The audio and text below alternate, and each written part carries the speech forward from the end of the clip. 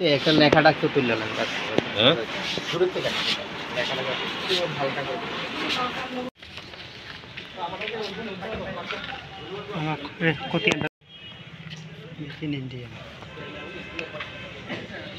স্যারের নেতৃত্বে আমরা দিনরাত কুয়া শহরকে কীভাবে ড্রাগস মুক্ত করা যায় সে বিষয়তে আমরা কাজ করছি।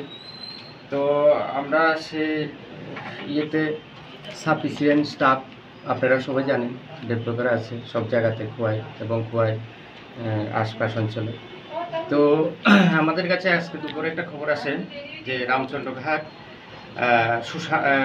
সুশঙ্কর আচার্যি ওরফে টিঙ্কু ওর বাড়িতে প্রচুর পরিমাণ ড্রাগস মজুত রাখা আছে। তো আমরা সেই খবরের ভিত্তিতে আমরা সেখানে যাই এবং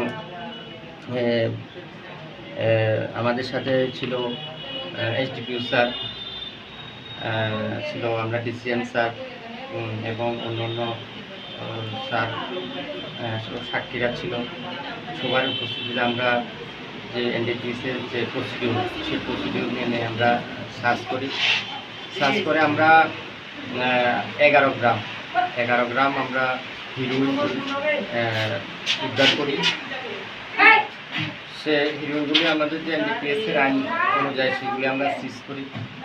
আর আমরা এই ইয়েতে যে যার পজিশনে আমরা পেয়েছি সুশঙ্কর ওরফে টিঙ্কু আচার্যি, ওনার স্ত্রী প্রিয়ঙ্কা আচার্যি, আমরা ওনাকে অ্যারেস্ট করি। এগুলো তো আমরা যখন যাই তখন ওরা সম্ভবত ড্রাগসগুলি ধরার জন্য রেডি করছিল। তো আমরা যাওয়ার সঙ্গে সঙ্গে কিছু লোক সেখান থেকে পলায়ন করেছিল। তো আমাদের ধারণা সেখানে সুশঙ্কর মানে যে বাড়ির মালিক সেও থাকতে পারে এবং অন্যান্য লোকও থাকতে পারে। আমরা সেগুলি দেখছি। যদি আমরা এই কেসে অন্যান্য লোকও পাই আমরা সেই কেসে আমরা সেগুলিকে অ্যারেস্ট করে আমরা আইন অনুযায়ী ব্যবস্থা করব। স্যার, যে মালটা ধরছেন এটার বাজার মূল্য কীরকম হতে পারে?